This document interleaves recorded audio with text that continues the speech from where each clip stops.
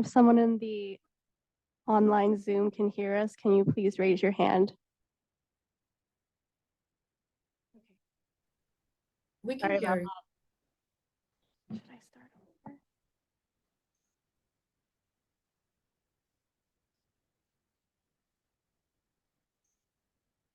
I think we can just summarize really quickly for the benefit of everyone. We haven't really dived into this agenda yet. So anyone who's been on Zoom, you haven't missed much, I can guarantee you. We just took roll call. 2 folks were not here. And we introduced Tiffany Vienne, who's the project manager, who's taking over for Rebecca Bustos, who's our principal planner, who's out until October. And then I'm Marina Brio. And then we were going to really just start with introducing the task force members. They would introduce themselves and explain why they are excited to be part of the task force. So just wanted for everyone on Zoom to know that they haven't missed much, and we're going to turn it over to the task force members. Yes, that's correct. Okay, so let me kick things off. Yeah, my name is Sukrit Ganesh. I'm a lifelong Santa Clara resident. I graduated last year from the University of Illinois in Urbana-Champaign with a master's in computer science, and I'm currently working in video game development. And I joined the Station Area Task Force because as a lifelong Santa Clara city resident, I want to see our city grow and thrive. We're located in the heart of the Silicon Valley, home to numerous tech companies, and our downtown just does not seem to match a city in such a position. I will love to see new offices, new housing, new plazas, new parks in our downtown. I want to create a world-class city center. Simultaneously, I've seen how the high cost of housing in Santa Clara is affecting countless young people and working families. So I would love to push for increasing the supply of housing in Santa Clara in order to bring down costs and make it possible for more people to live in our wonderful city.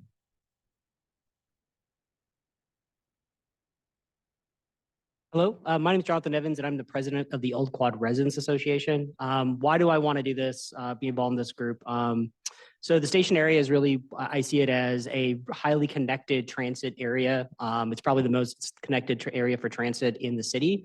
And as the previous speaker also mentioned, housing has always been a challenge, and I really see that there could be opportunities that we'll see from this conditions report to really, meet some of our affordable and housing needs for the region and really make a vibrant, kind of exciting area for the station, especially as BART is coming in sometime in, supposed to be running by 2037.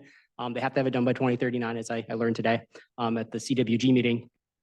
Yeah, I'm also participating in the BART CWG group, which is and their design review committee for the station area. So I'm just excited that we're going to see development around here and all the transit and everything that's coming in. And I'd like to see this be a vibrant place that people want to live or work and play. So thanks. Hi, I'm Sean Collins, the Associate Vice President of Operations for Santa Clara University. I'm new in this role with the university. I'm not new to the university, but I'm new in this role. So I'm excited to get up to speed with the plan. I am familiar with it, however, and I think I'm most excited about, it's obviously we're right in the middle of this thing that could connect the transit hub to the future downtown plan of the university with Franklin Street right down that Arts Paseo and pedestrian pathway there. So a lot of exciting opportunities for the university to participate and support the plan. Hi, my name is Dylan Plain. I was one of the community members elected to sit on the task force. My day job is with CBRE, and I really am excited to be a part of this because I see so much potential for this area. Like some of the others mentioned, there's such a connectivity of transit and workplace all in the same area along with housing. So I see a lot of potential, and I'm very excited to contribute towards it in a positive light. Rob Mayer, architect. I'm a resident of the city for 22 years now. Been a planning commissioner, was on the downtown community task force for 5 years, 5 very long years. And let's see what else. I'm on the BART Station Design Review Committee. And I just want to make, as a designer and a resident and a business owner, I just want to make sure that design is done well in the city. And it's done well in many other parts of the world. We are a tech center. It kills me to think that we would settle for anything less than something that's more forward thinking and lead a movement in design around a station. So let's get it going. Good evening. My name is Ray Hashimoto. I am I think 39-year resident of Santa Clara. I am a city planner by training. I am the president of HMH Engineers in San Jose, where we do land planning, land entitlement, landscape architecture, survey, civil engineering, both public and private. And I'm excited to be part of this just because I think this is an important part of Santa Clara. And we need to have a plan that is not only fulfills all the design things that we want to implement, but it is implementable. I don't want a plan that we do that sits on the shelf that never gets done. I've seen that happen before and don't want to see that happen here. I am Michael Stockwell. I'm the chairman at South Bay Historical Railroad Society. We manage the depot, the tower, and all the outbuildings in the historical district right there. I'm excited to be part of this, to see Santa Clara grow, and the hub there has been part of the city and the county in the South Bay since the 1800s. So to see it grow along with the city at this new juncture and direction that we're going, and at the same time be able to preserve the history that location has provided for this area over the last 150 years. Thank you. Hi, all. I'm Dan Undersack. I'm co-chair of Reclaiming Our Downtown, and we're the group of volunteers that 8 years ago started out with 5 folks, and now we're 5,000 to bring back downtown Santa Clara. I was with Rob on the downtown task force for what was supposed to be, a year, and turned into 5, but we got the precise plan and form-based code due to WRT's hard work and great work. The reason I'm excited about the station area plan is the station itself, and if you look, and we have at other areas, it's a golden oval. It's right in the middle of, it's right across the street from the airport, right next to Santa Clara University. It would connect the new downtown. But it needs some help. It's by itself, no matter how we do the design, unless we connect the areas around it to it in the right way and plan for that, it's going to continue to be an underutilized station. And I'm very excited that, BART's coming in and what can be done. There are other entities like the Department of Transportation that have seen that through our group, and they're very excited about the potential of coming in with connected community grants and so forth. So we'll talk more about that later, but happy to be here and good to meet you all. Hi, I'm Patricia Long. I'm coming primarily as the representative for the Historical and Landmarks Commission for the city, coming in with the lens of preservation and amplification of our historic resources in mind. I'm also an Old Quad resident, live about a mile away from the station area, so it's very walkable for me. I'm also a member of the Caltrain Citizen Advisory Committee. And the rail just celebrated 160 years of commuter service, and it's the oldest in the west of the Mississippi. And the electrification is coming in September, which is actually going to bring us more frequent and faster service in the area. So it would be, great for us to, build up the area as a TOD hub where you can live, work, and play in the area. So there's a lot of potential that we're seeing over here. I'm also excited to work with WRT because I have seen all the work they've done with the downtown group, and I'm very excited to see what we can do here. Thank you all for introducing yourselves and for being here today. I'm going to go over the roles and responsibilities of the task force. And so the role is to represent a range of community stakeholders and interests and help guide the overall direction of the precise plan by providing high-level direction of the plan concepts at key points, guidance on the results of public engagement activities, and recommendations on key policy topics. Responsibilities are to work as a group to try and find a common ground, review information and provide input, and reach out to the broader community to gather feedback and encourage participation at in-person and online outreach events. So to provide some project background, the general plan identifies the Santa Clara Station focus area with approximately 1,650 new residential units and 2 million square feet of non-residential uses, including hotels. At the center is the existing Santa Clara Transit Station, which is served by the Caltrain and Altamont Commuter Express rail lines and Valley Transportation Authority bus service. The station area will also become the terminus for VTA's planned extension of the BART system, also known as BART Silicon Valley Phase 2. And there were previous station area plan efforts in 2010. There was a draft station area plan that was developed, but ultimately not adopted by City Council. And in 2019, VTA developed a transit-oriented community study or playbook for the Santa Clara Station that was presented to Council but not adopted. So the Santa Clara Station area specific plan consists of 244 acres, generally bounded by De La Cruz Boulevard, Reed Street, Martin Avenue to the northeast, and Franklin Street and El Camino Real to the southwest. The area's western edges border established neighborhoods, including the Old Quad in Santa Clara and Santa Clara University. The De La Cruz Boulevard overpass and San Jose International Airport form the northern and eastern boundaries. And the existing Caltrain and ACE station is located at the center of the station area.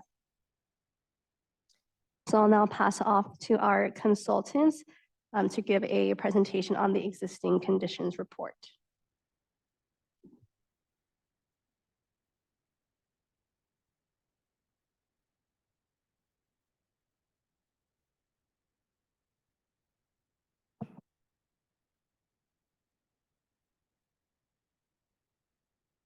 Great, thank you, Tiffany.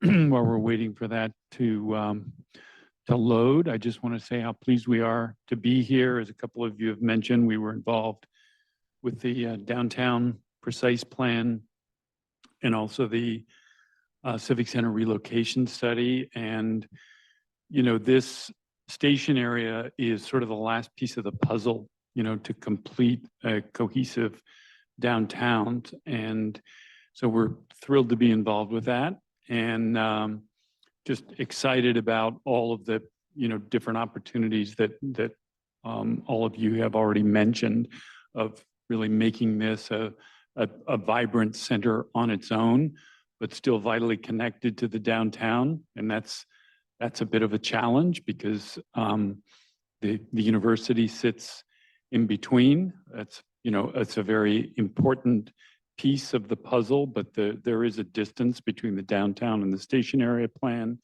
The Arts Paseo certainly is, you know, a key component of making that work. So how do we get that continuity and make this station area, you know, a vital part of Santa Clara? So we're gonna introduce our team really quickly.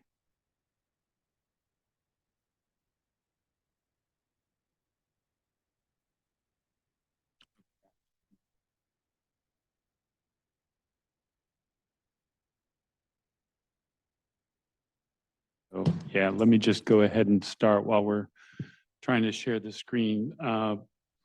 So for the WRT team, myself, Jim Stickley, Principal, Poonam Narkar will be the project management for the project, and then Diksha Rawat will be our senior urban designer and co-project manager with Poonam. Some of you know Diksha from the Civic Center relocation study. And then also we'll have Ashwin Nambiar, an urban designer, and then Matt Tacker, senior urban designer. Matt was also on the Civic Center relocation team. There you see us all across the top. And then we're really happy about the team we've assembled including Shannon George from DJ Powers, Dina Belzer from Strategic Economics, Chishin Chow from CHS, helping us understand the mobility and transportation issues and opportunities. Arup, really pleased to have them on board to help us with as Ray mentioned, a feasible plan that understands the infrastructure needs and makes this implementable. And then Corinne Winter from Winter Consulting. Sorry, are we controlling this here? Okay, so next slide.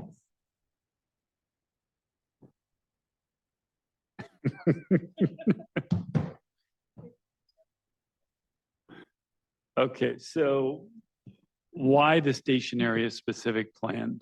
So we think there's several drivers for this project.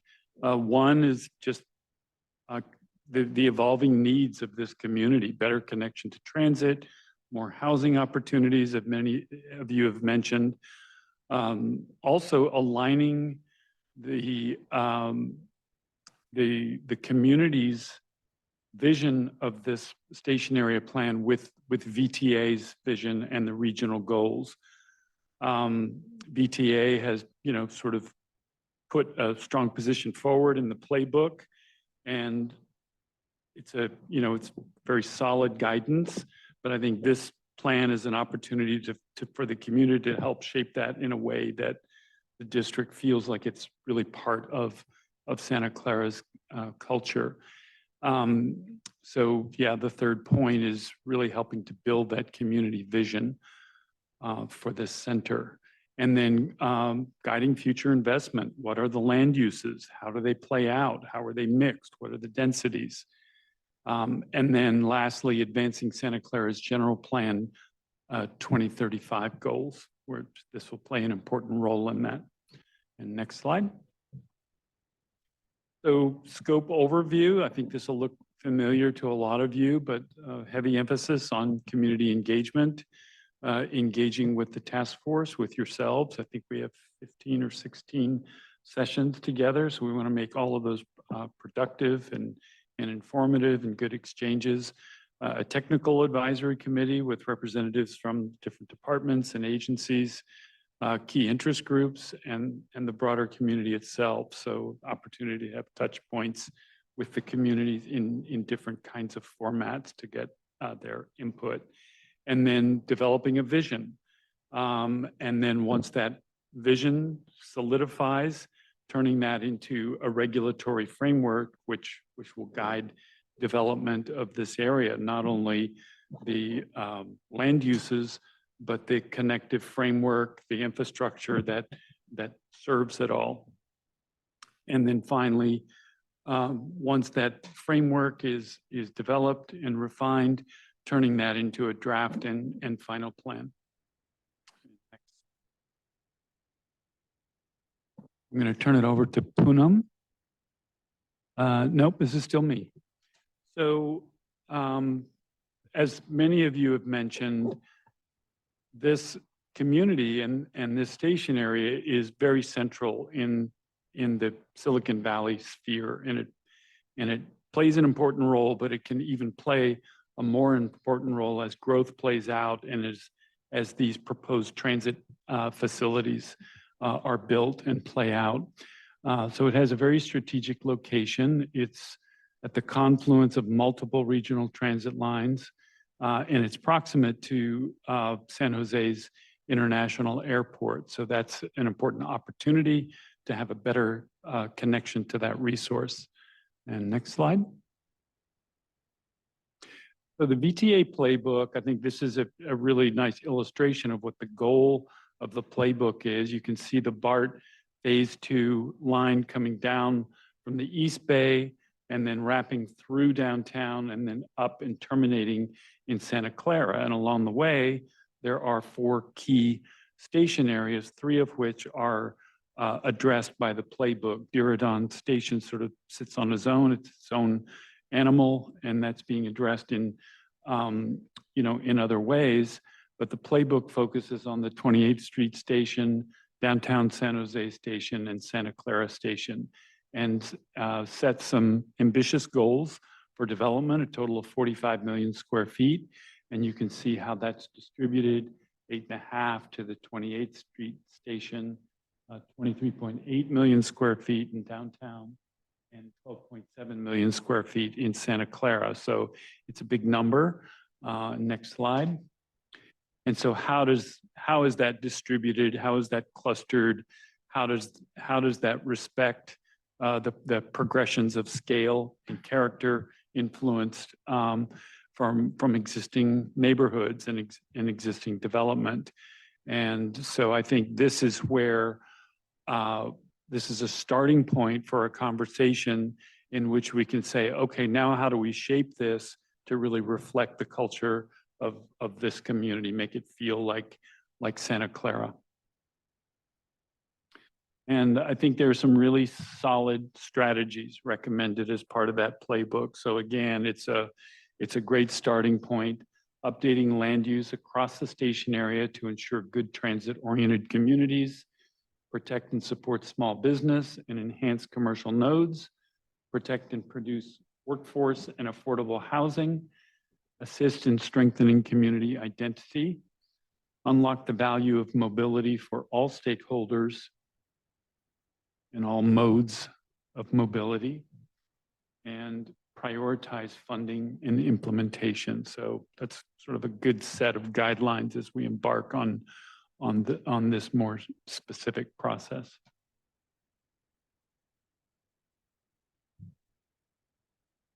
So after taking sort of the regional view, and it has been said by many of you here, and what Jim was presenting, there is no doubt that Santa Clara Station occupies a very important role in the regional context, just within the context of where the transit lines are coming together, how BART is extending, and how the major transit agencies are thinking about Santa Clara Station. I think that's a really important thing to note. And so that emphasis already is happening here. At the same time, the big aerial view that was shared earlier from the VTA playbook that shows VTA's regional goals for leveraging the transit stations to actually bring more density and creating these mixed-use transit-oriented communities means that there will be obviously some level of intensification of development than what we are seeing today. But how can that be done? As Jim was saying, how can that be done in a way that feels true to Santa Clara's character? And in order for us to understand that, it's important to sort of take into perspective what the local context is. What this diagram really illustrates is the location and the relationship of the station area with downtown, with Santa Clara University, and also El Camino Real as an important corridor that the city is currently planning for. And in some ways, if you look at this diagram, a lot of things are converging in the direction of the station area, and a lot of connections are coming from the station area out into the community. And that connection is going to be very important. We are seeing the opportunity to make Franklin Street as a really, really important spine, which also emerged from the downtown planning process, and really, I think making that as an important connection that goes all the way to the bringing that connection to the station district and beyond. And something that we are going to be talking about more importantly is also the actual characteristics, physical characteristics within the station area itself, the north side and the south side of the railroad tracks in El Camino Real. I also wanted to just, very quickly mention that we are, all of you, I think, may have been shared, the existing conditions report was shared, and we know it was a short time. You may not have had a chance to look at everything in detail, but I'm going to go through some of this stuff more quickly because we actually want to reserve some time for discussion, which is what we want to, really focus on tonight. So I'm going to move along, but if you want me to slow down somewhere, please feel free to let me know. Oops, sorry, you're controlling. Next slide. So some of the things that you're going to see in the subsequent slides are basically the topics that we have looked at, in preparation for the next step, which will really be about identifying opportunities and constraints, and then the visioning. A lot of the groundwork was also done by the VTA playbook, and so we did not duplicate those efforts. But some of these things to note are that the zoning, we looked at the zoning designation that are within the plan area. And as we can see, there are most of these designations are single-use designations over large swaths of land, and they don't necessarily have a great interaction with each other, which is not a favorable condition for creating a vibrant transit-oriented district with mixed uses that we actually want to interact. And so one of the things that we will be looking at is, okay, what are the constraints or challenges that are being posed by the current zoning designations, and what opportunities exist for us to change that or revisit. Next, please. We looked at the RHNA allocation, the regional housing needs allocation, based on the sixth cycle of your housing element update. And clearly, there's a significant allocation that Santa Clara has categorized within different tiers of income levels. And so the station area is another opportunity for us to find, okay, where can that housing supply happen and at what tiers? We heard a lot of interest from this group tonight. Many of you shared that we want to create more housing, have more housing supply. And so certainly this is a great opportunity site here for us. Next, please. Street network. Also kind of an important thing, especially thinking from the perspective of connectivity. And as we talked about the north and south side, very clearly, there are some arterial roads, El Camino Real as a major arterial, which can be a benefit and also an obstacle, especially when we're thinking about pedestrian-friendly environments, walkable environments, safe crossings, and connectivity between the north and south side. So that's an important consideration for us. De La Cruz Road also as an arterial, and how it borders and what is that interaction and relationship with the station district itself. And then, as you can see, the south side of El Camino Real is a lot more walkable because of the street grid, whereas the north side has under-established street network. And so it doesn't create that walkable environment that we would want in the future station district. Building on the street network, then comes the urban character. And urban character really is about what is the experience and the type of place that the built form is creating, and its relationship to each other, but also an overall experience. Again, a significant difference between the north side and the south side, a lot more finer grain development on the south side. Most of the community amenities and some important destinations, including the downtown, are on the south side of El Camino.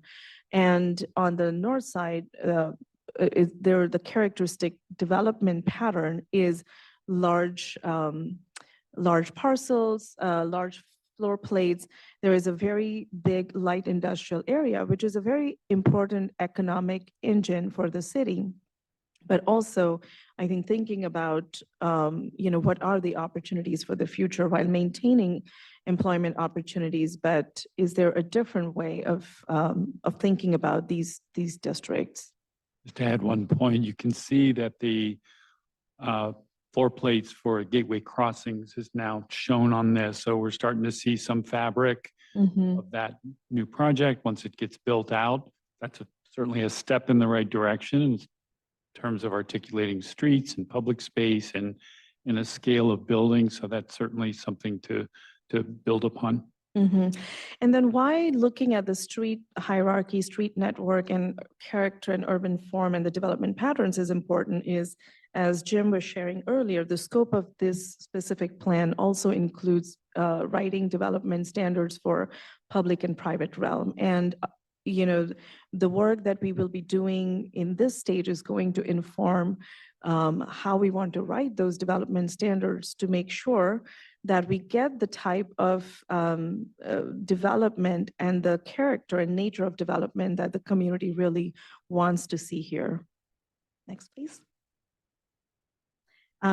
Mapping transit and active transportation networks. Again, we are all familiar with this confluence, which is really, it's a unique situation that Santa Clara has, is to have so many different transit lines converge in one place, ranging from Caltrain to ACE to, of course, the BART and PTA and high-speed rail. And that kind of that's a lot of important infrastructure, transportation infrastructure, and transit network that is here, and connecting the community with this transit network, which is a regional transit network, is going to be important. So currently, Coleman Avenue and Brokaw Street have been identified in the cross-county, in the plan as cross-county bicycle corridors. So leveraging that, and is there any additional opportunity to bring more bicycle infrastructure and creating better pedestrian infrastructure to bring the community to the transit area?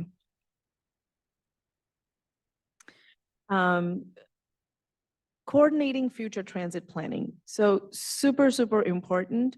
While transit planning is not the core scope of the station area specific plan, it is going to be very important for us to understand and know what the plan, what's in the works from different different agencies are leading as far as transit planning is concerned. We know that the future BART Phase 2 project is certainly one of the biggest projects currently underway. But again, along with BART, what are VTA's future plans? What are the future plans for ACE, Caltrain, with electrification, modernization, and whatnot? And what does that then mean for the actual station itself? And one of you, I think, brought up this, about it is not only the station district, but it is also the station itself. And what role does the station and station design play in this future station area district? Can I just comment on that? That is a tricky business. We're not the station designers, but Dan is interested in the station itself, and so are we. Do we? Yeah. But how do we influence that? Because the cross connectivity is certainly a shaper of how that ultimate station is going to look and feel. So, this gets complicated because if we just say, okay, this is a box where all these transit agencies are placing their facilities and all we're doing is connecting to the box, we've missed an opportunity.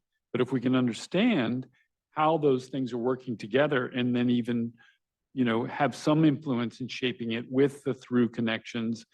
So I think that's sort of the fine line that we're dealing with in this process. Yeah, great point. And I think where the opportunity exists is what is the overall vision for the station district? Because that also then influences what the actual station should be and could be, which can provide also some really good guidance to the transit agencies as they're thinking about the station design itself.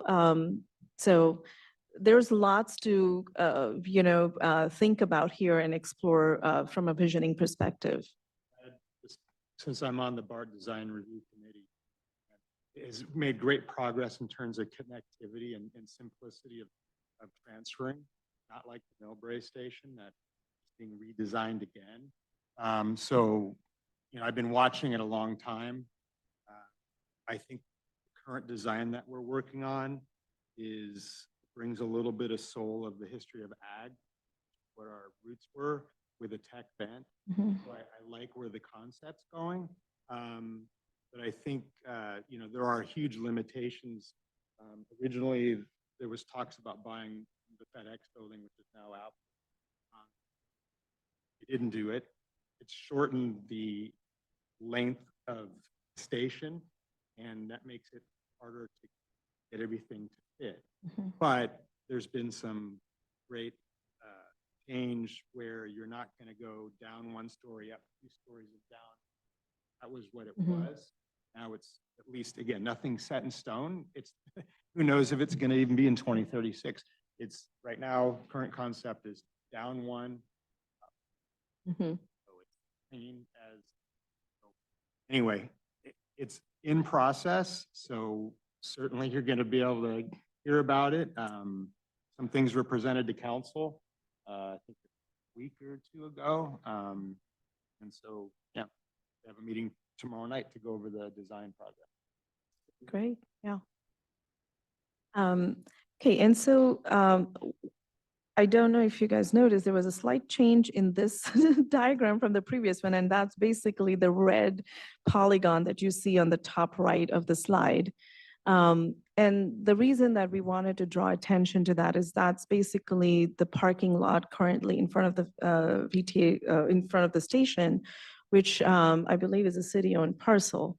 And here is, I think, a key opportunity site is what we feel is a really key opportunity site, especially because it fronts El Camino Real. It is a major connecting parcel to the train station and can even serve as sort of the gateway parcel to the station district. And so we want to kind of, make sure that we are paying attention to that parcel as well. And this is a zoom in of that parcel. It's a pretty significant site. So we are going to be taking a look at, an important thing to note is that there is great change from El Camino Real to the station area. And what does that mean and what kind of opportunities does that offer as far as, redeveloping that parcel is concerned, just exploring that. Yes, do you want to? Well, yeah, just acknowledging the presence of the water supply well right in the center The blue, of the site. So, blue polygon. how does that constraint affect Right. the potential of this site, understanding its function? How can we take advantage of all the opportunities this site offers, but acknowledging that there's an important utilities function that's happening there. Mhm. Could be a water feature in the hotel.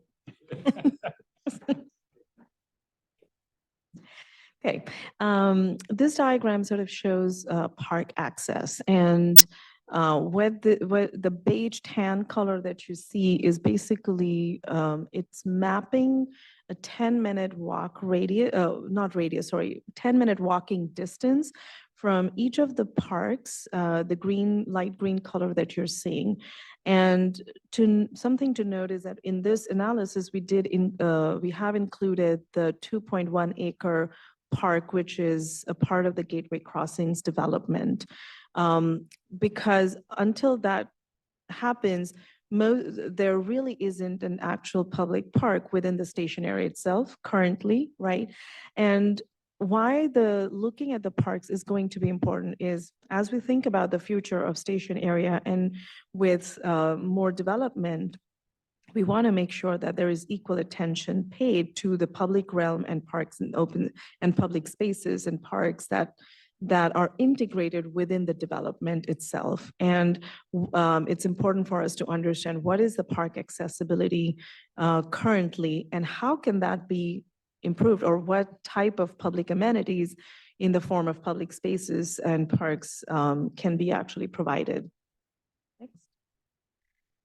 This diagram shows employment density, 3,500 employees within the station area. That's a lot. That's a pretty significant number. And you have 5 very, significant employers within the region, within the plan area. And so our economists are definitely strategic economics that who's leading the economic studies on this is they are looking at this, they're they're going to be studying what the trends are, especially in office, given the current trends of hybrid work, remote work, what does that mean for, future needs of the office space? And that's going to be an evolving picture, even within the planning horizon of this plan, say over the next 20 to 25 years. So that will be studied and opportunities will be identified for that. So the one thing I noticed is, there's Coleman Highland right opposite the line. So I mean, that should be factored in. Yes, yeah, So I just want to make sure. yes. Do we have an estimate on that? Like number of people?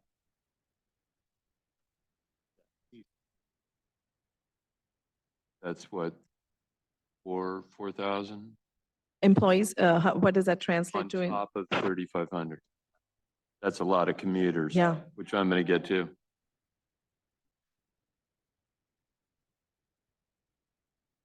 That's I think, within. Yeah, Yeah, we are. Within the Yes. station plan, but outside it, it's going to be 4,000. right. And Coleman High is like right next door, right? Yeah.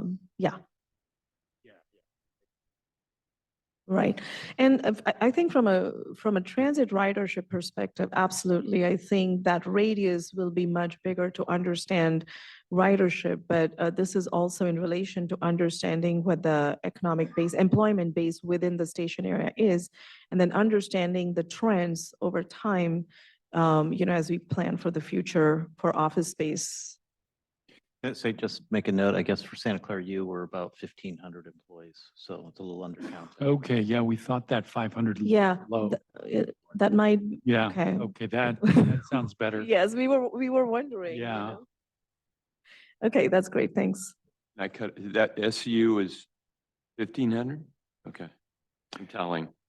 Just to add a comment about Coleman Highline, that whole plan was conceived almost without really considering the transit potential, because you notice there's this sort of wall of parking garages that separate the commercial buildings from the station. And, as the station area develops, those sites will become increasingly valuable, maybe not for parking. And if we're doing our job right in terms of continuity or connectivity rather, we will get increasing transit usership from those employees. So, I think this plan can sort of tip towards encouraging, trends that will lead to, more favorable relationship with Coleman Highline. Maybe those garages will be rebuilt one day, because of that. So I think it's an interesting. Are they flat currently or sloped? It's a good question. From the outside, they look flat. They don't seem like they have sloped Good question. slabs, but we should Good question. investigate. Yeah. It also doesn't create the best street environment on Coleman, which with all this new development coming in, Coleman Avenue will become a very important street. Right. Next. Parcel ownership, and this is not at a very granular level. This was just a preliminary take on really understanding what is the general pattern. And what we can see here, the light pink color, all of that is private ownership. But what it also shows is that the teal color, which is City of Santa Clara ownership, that's significant too. And that's a significant opportunity to consider as city-owned parcels. The purple is all that is transit agent, that is the Southern Pacific Transport. So that is currently all within the BART planning area. Next, please. Looking at underutilized parcels, and this determination of underutilized parcels as our economics team is defining is basically, it's assessed based on improvement to the land versus land value. So it's a ratio of improvements to land value. Anything, they have factors basically that identify what are the high chances of redevelopment occurring in certain parcels. If the building is lower, if the value of the building is lower than the actual land value, then the likelihood of redevelopment is high. And so that is how they kind of categorize what underutilized parcels are. And it's explained a little bit more in in a little more detail in the report itself. But that's the methodology that our economics team has followed. So I actually had a couple of questions about that one because, for example, at least some of the parcels that got excluded for redevelopment, I think at least one of them has a planning application on it right now. So, I mean, that's obviously not a correct exclusion. I guess when I looked at this in the report, I was really disappointed because it looks like we have a lot of lack of space that, does the plan still, will we still be talking about what we'd like to see there in the future? Or is this we only have the red and the orange to work with? So that's a good point. And it is true, at the outset, I think it looks like there are not a lot of opportunity sites. But I think, so at this point, this exercise is sort of mapping based on these factors, identifying what the opportunities are, those criteria can be developed. And I think when we are working on the vision plan, when we get to the visioning stage, we wouldn't necessarily eliminate those parcels, but when we start writing the plan, the likelihood of redevelopment within a 20 to 25-year time horizon, that's where these sort of start factoring in more, because some of these may take longer and some of these may go online way faster. We can't predict. And so therefore we have to use some factor and some criteria to determine redevelopment possibility. But to your point, I think we are trying to create a vision for the whole area. We're not trying to exclude any parcel from the vision. There may be a likelihood factor of the parcel turning over, but we want to create a strong vision that guides everything. Yeah, I guess it makes sense that we want to be realistic about what could turn over. I certainly appreciate that. But some of the excluding stuff for the analysis, it looked like there was a very broad number of parcels, I think just excluded from the 1985 cutoff and such, which means that, do you have a list on here, what parcels were examined for economic development? Is it just is all the gray stuff, the stuff that was just excluded because of those early criteria? Because I guess that's what I'm trying to understand was it analysis done on? So, I'll see, for example, the one you brought up, the little hexagon is also excluded. The one you had colored in red is oh yeah, it's not a potential for redevelopment at all. And you just told me, 5 minutes ago that that's a good opportunity. So, I mean, this doesn't even seem consistent with what we're hearing. Yeah, I think these are good comments. I think we need to go back to the economics team and, just take another look at their methodology and pass along these comments, just so we hit the right process here. Also, just from a builder standpoint, I think the larger parcels have a better chance of being built on. And so those should be looked at a little more closely. Yeah, so one more thing I'd like to add. I've actually spoken to a couple of developers in the South Bay, and they tell me that in places like Santa Clara and especially Santa Clara, Cupertino, just prevailing rents and condo prices are so high that you upzone pretty much any parcel and chances upzone it sufficiently and chances are it'll get developed. There are literally condos selling for more than $1,000 a square foot in that area. And you literally even if you have a 5-story building in a place, you upzone it for 30 stories, it will get built. This is probably one of the few places in the United States where even with high interest rates and high construction costs, stuff will pencil. So I think it's worth taking that into account. I think this study was done based on existing zoning or something, but rents are so high in Santa Clara that it's pretty easy to make anything pencil, pretty easy to like redevelop any parcel as long as the regulations are appropriate. Yeah, no, I think all really great points. And engaging with the developers is also a part of the scope that our economics team will be talking to some of the local developers as well. So that data, will become available. And I think the market trends, right? Anyway, I don't want to speak to how our economics team is thinking. That these are, again, like preliminary studies as looking at setting certain criteria for identifying underutilized parcels. And there is an opportunity for us to tweak those criteria or I guess rate them or weight them differently. So, all of these are really helpful comments. Next. Next. We also, did mapped some of the environmental risks in terms of looking at any potential flooding. This one shows, data from FEMA flooding, and a majority of the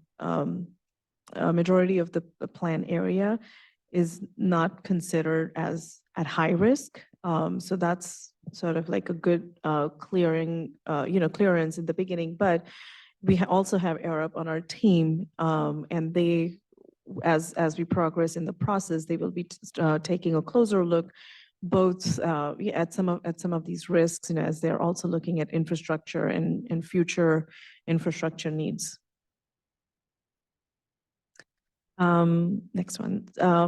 It's going to be important, given the proximity to the airport, it's going to be important for us to consider airport noise contours in terms of, locating certain uses and where should they be located, adjacencies, and then also certainly restrictions on building heights, what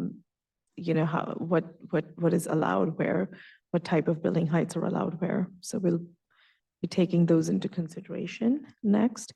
And then, again, a quick summary on utilities. Arab is looking at it and will be taking a closer look at some of, not only like stormwater systems, sanitary sewers, what is currently there, how is it currently serving for the uses that are existing at the moment, and then what are the future needs going to be based on the intensity of development that will occur there.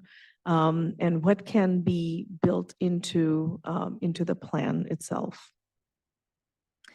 With that, I'm going to sort of do a quick overview on the process.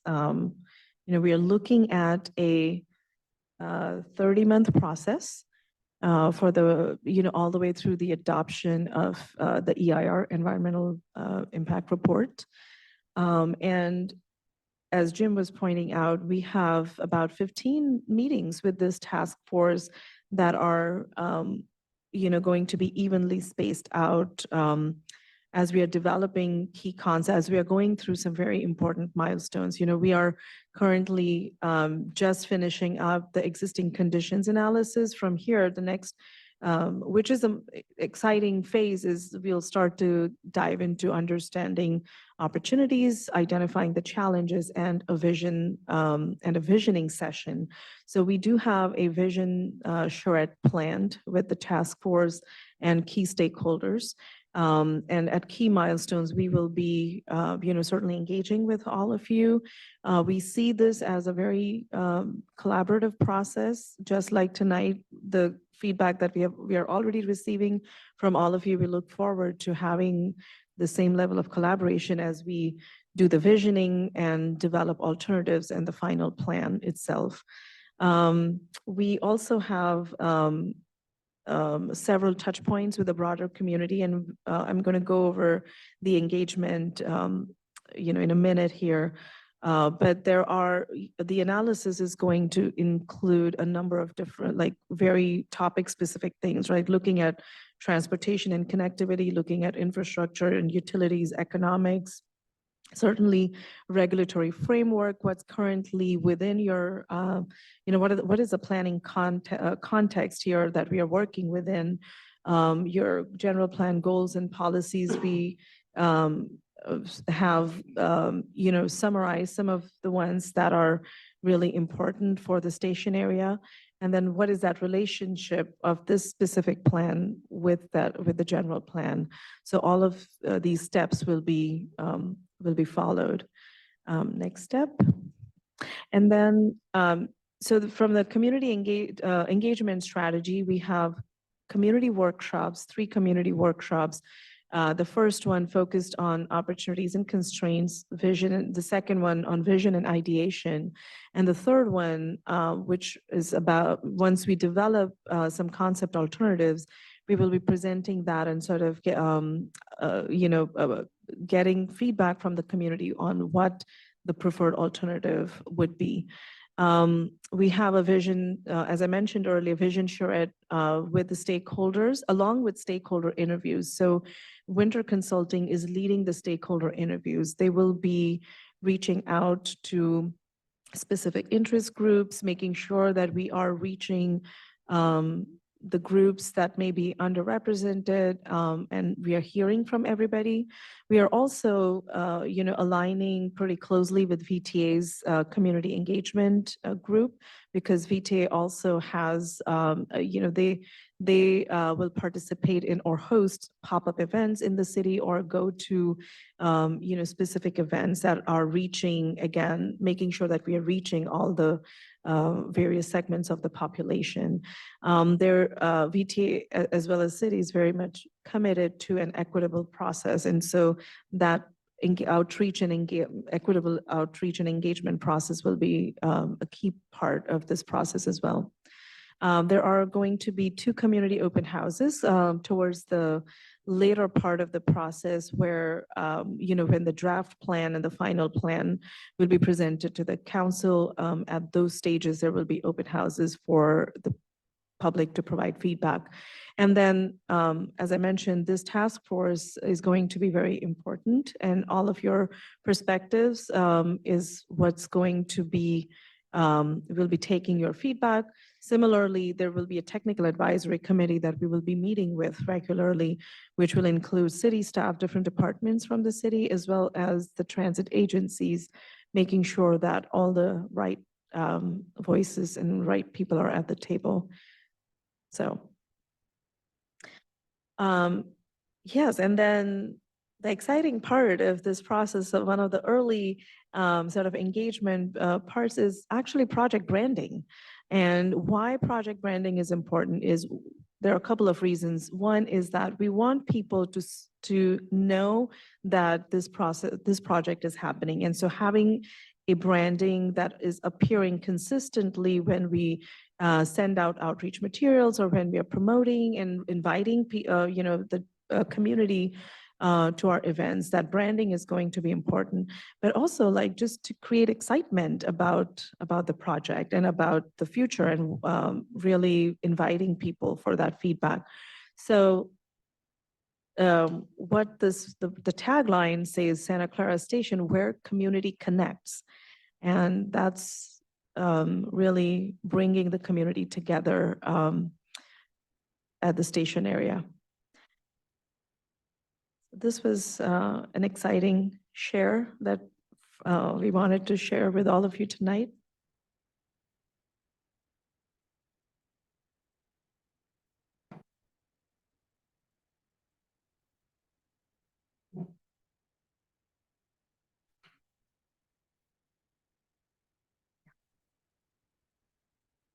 Okay.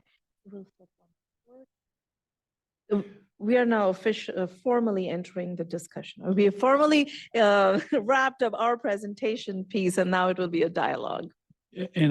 So in order to seed that discussion, I just wanted to put up these, what we're calling draft project goals. So these are sort of drawn from, a little bit from the playbook, a little bit from the RFP that the city and the VTA conceived. So there were some goals sort of put forward there. And actually, when we kicked off the project, we had a big meeting with city staff and VTA.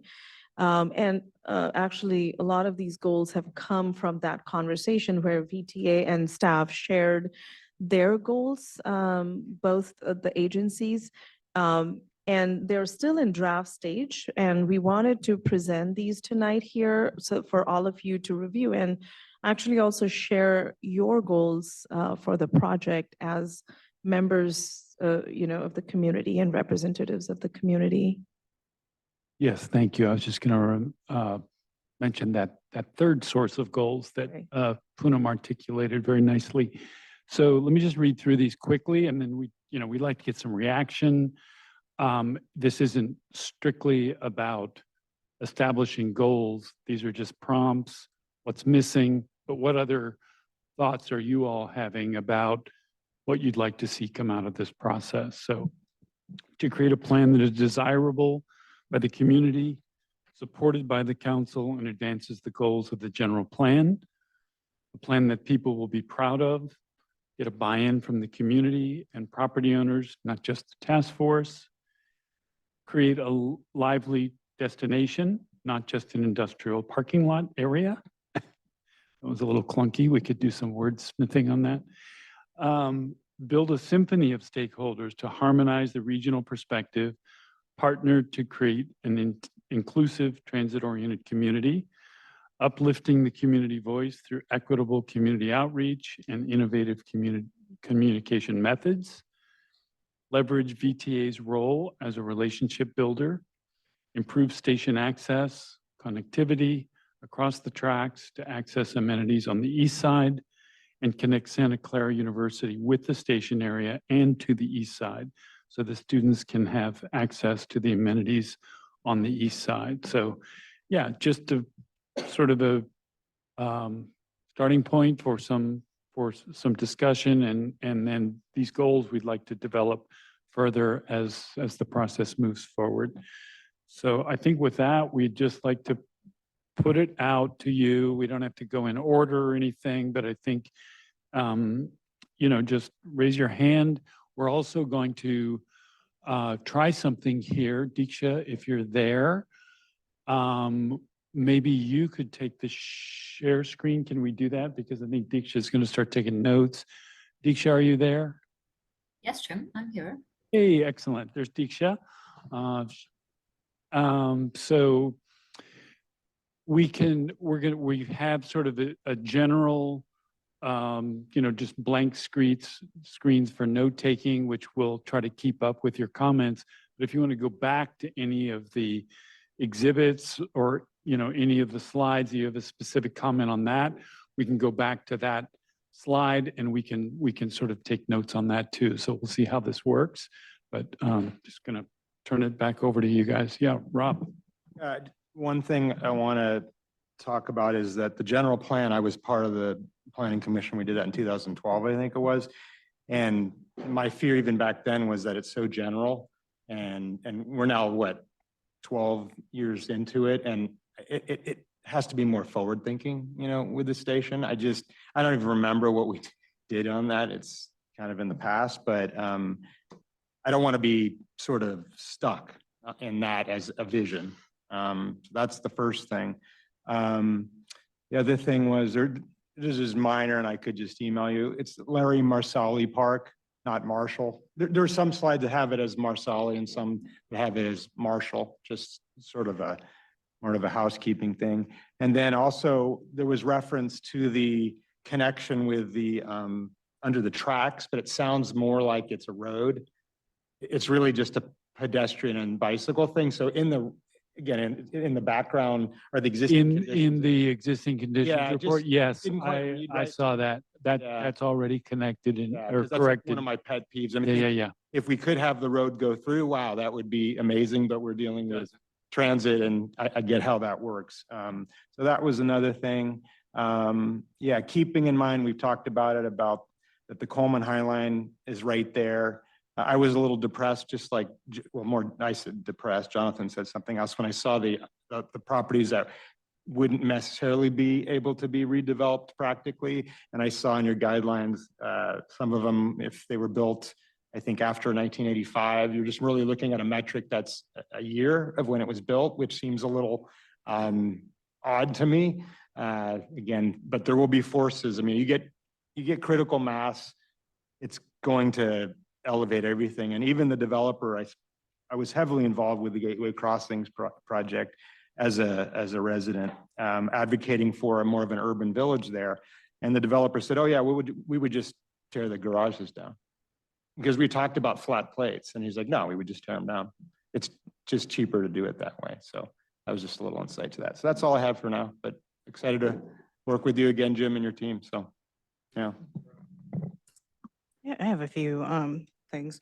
Yeah, I wanted to tap on the, the development potential. 1985 seems like an arbitrary cutoff for that. I know for a fact there's like actually applications for like an area where there's buildings actually built after 85. So like that is being redeveloped in a way already. So that's not being included right now.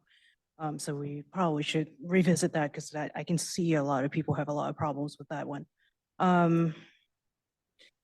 Yeah, so road going through, that is naturally grade separated, like Caltrain is actively trying to grade separate all of the crossings right now. If you look at Palo Alto right now, there's so many people driving on the tracks. I get a report of at least like 3 vehicles on track in Palo Alto on Churchill, like every month. We are never, ever going to reopen that road for car traffic, just so you know.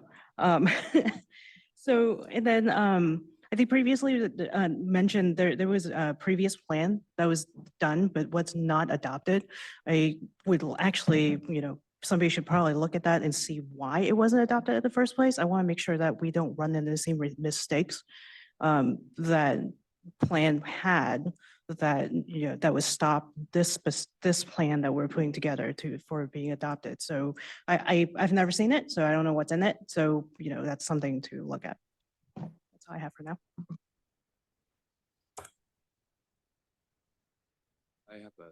Go ahead. Just on the goals page, I didn't see anything, and maybe it's not the place to put it, but any sort of reference to connectedness with the downtown plan.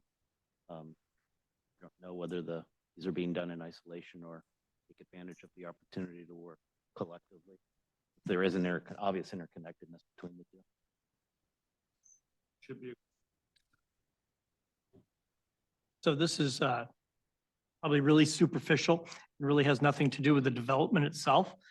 But what I see in the logo and where it talks about where community connects, and you're talking about getting the community excited, there's nothing here that tells me it's Santa Clara. There's nothing that brings any of Santa Clara's roots or history there. There's nothing recognizable there. The college, the depot, we call it a depot, sorry. Does anybody know what the station area is? Are we making that assumption? And with it going towards downtown as well. So just kind of a thought there is like, if you're going to get the community involved and excited about it, they're going to need, without reading, be able to look at it and say, oh, I know what that is.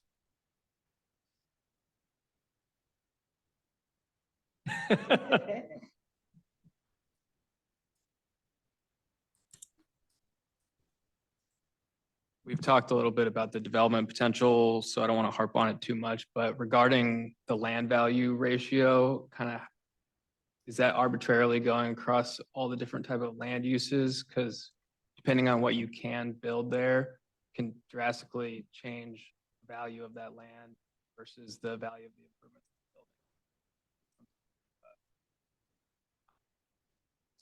Yeah, so I have a couple of things I'd like to bring up. Yeah, I think someone already mentioned this, but I think grade separating the Caltrain track is probably going to be one of the most important components to this project. I don't know whether it's in the scope of this project specifically, but we definitely should be working with Caltrain to get those tracks up on an embankment. Like I said, we're going to be massively increasing density on both sides of the tracks. There's going to be a crazy amount of foot traffic going back and forth, and with the tracks at level, there's just not going to be any good way to create like a high capacity pedestrian crossing. Like right now we have this kind of like serpentine ramp which snakes underneath the tracks, and it's pretty narrow, and it's just not going to suffice later on. And that's pretty much like the only crossing for like at least that's like the only pedestrian crossing for basically like a mile in either direction, I think. I don't recall there being any other like pedestrian overpasses near that area. And ideally, we'll want to have like several connections between the north and the south side of the track. So definitely we should put the tracks up on an embankment. San Jose's Diridon Station is actually undergoing an update where they are going to be elevating the tracks there. And so I think we should be working with Caltrain to basically put the tracks up on an embankment for the whole like San Jose, Santa Clara corridor to just make it much easier to get from one side to the other. And the second thing is, I think we should also be working with the city to just generally make development easier, right? So I think all of us know housing is super expensive in the Bay Area, but it's actually not just housing that's difficult to build. Even like offices, retail spaces, parks in general, Bay Area is just not a particularly development-friendly place. And I think that if you want this station area plan to succeed, we do need to be working with the city in order to make development of any sort, like housing offices, much easier, right? That includes like reducing impact fees, speeding up permits, so on and so forth. And I do think that one of the main goals of this task force should be making it as easy and as cheap as possible to develop. So even if we do have high interest rates or prevailing rents drop, this plan will still succeed. Yeah,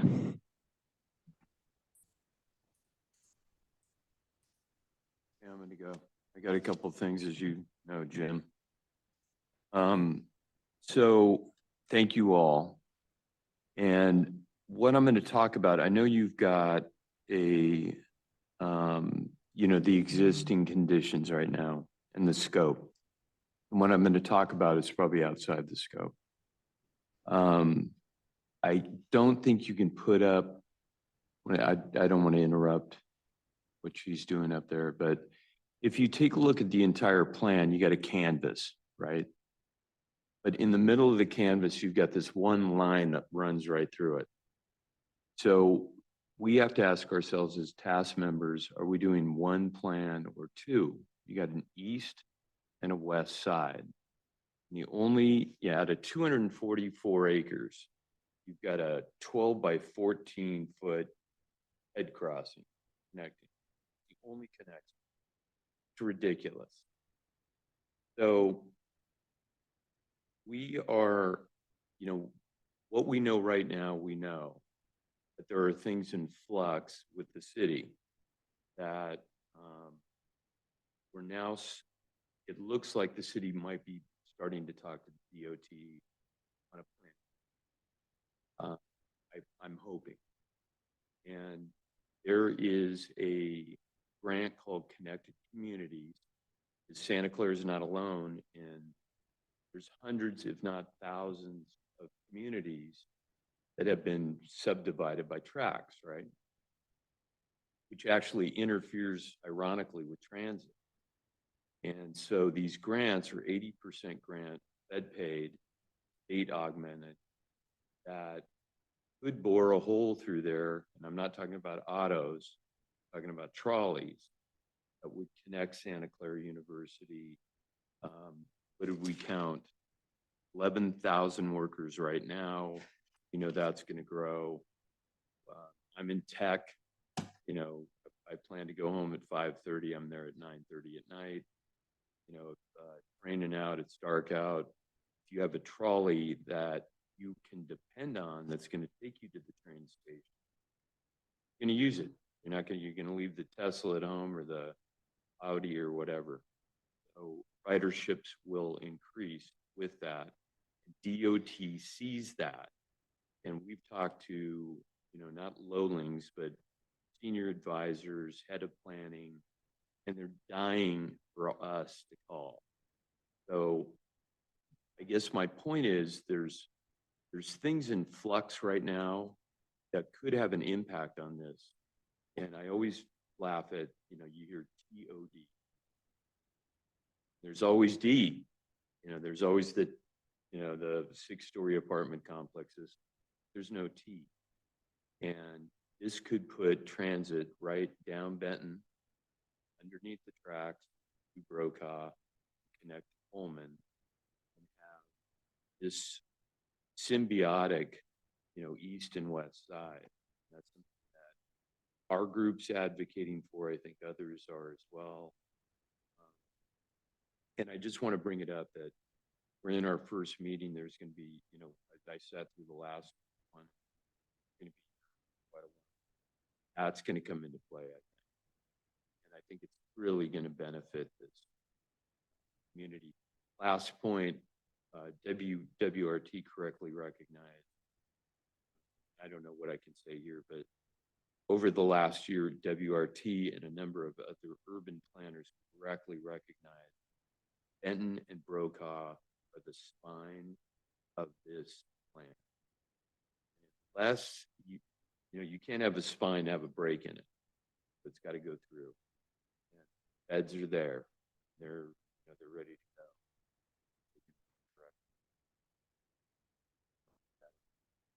Thank you.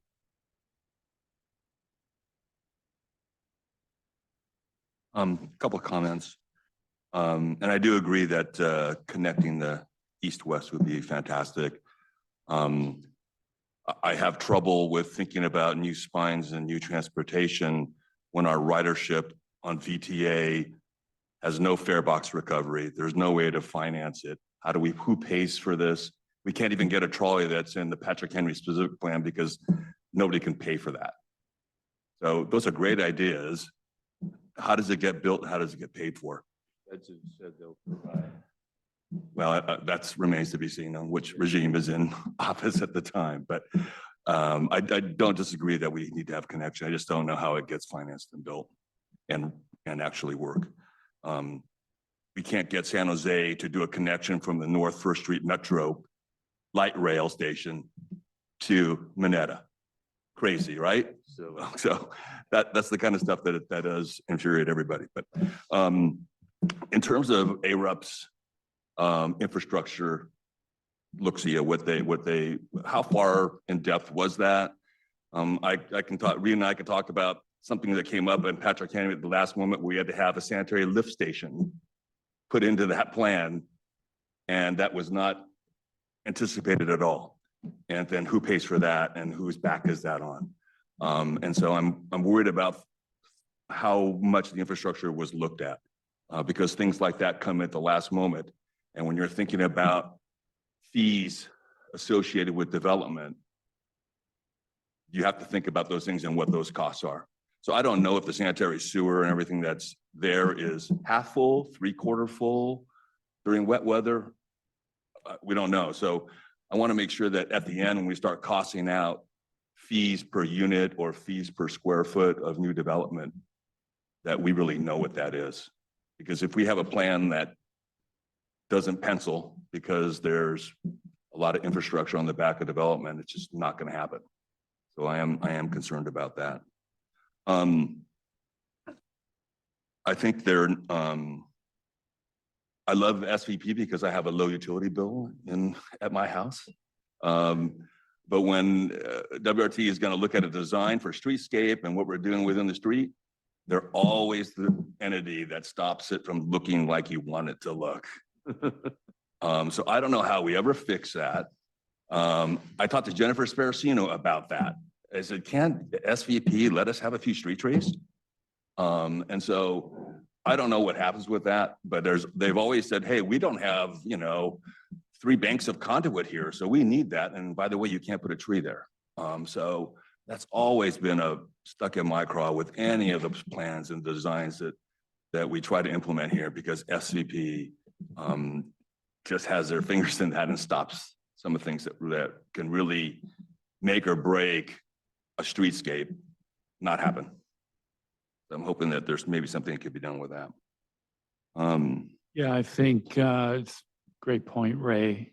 Can we have, as part of the plan, here are these street types, but here conceptually is how the utilities are organized and the tree trenches are organized, and just make sure that that's sort of baked into the plan. So yeah, that's a great point. And then the other thing that I think we struggled with on Patrick Henry was the parkland areas. So how much do we figure out based on population, how much park we're going to have? Where is that public park? Is that privately owned public open space? And what do you get credit for on the development side for park. So when you hear that big number coming up based on population, it gets pretty daunting on how much park. And I think when you look at that green spaces on that map we looked at, there's not a ton of park area. And there's going to be some expectation that we're going to have some park area. And how does that work?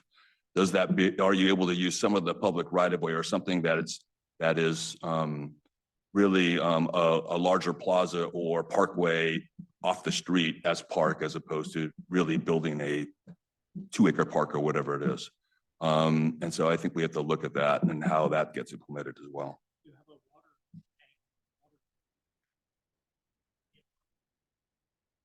Yeah, but I don't, believe me, but the water well site in my neighborhood is fully fenced with an 8-foot high fence and nobody goes in there, you know, so. Just as a building on it and buildable park. Yeah, I know, but at the end of the day, if you're trying to build around it, I don't want to argue with it, but The good thing, Ray, is that the park at the Gateway Crossings, the community was heavily involved with that because the initial plan was a really boring, let's just pick these things off the catalog.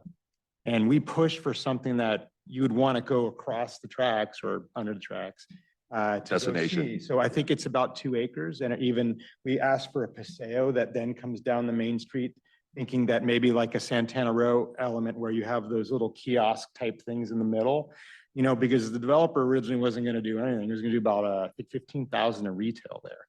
But I said, if this is called Gateway, it's going to be a gateway. So we're really excited about that park. I think it's been well designed for events and other things. But yeah, that's probably not enough. But what we've experienced is that, yeah, we don't want little fractions of green space that doesn't add up to anything for us. It calculates out. We want usable space. There's a really bad. Well, park- and Yeah. connected green space. Yeah. So what's the green framework? Yes. What's the logic behind it? Yep. And then size it appropriately to, you know, the population, the future needs. Mhm. But yeah, so it's not just plopping parks, but it's thinking of a framework that is part of the whole connected DNA of the district. One of the classic, I think, failures in the city was that there's the Benton project I was heavily involved with.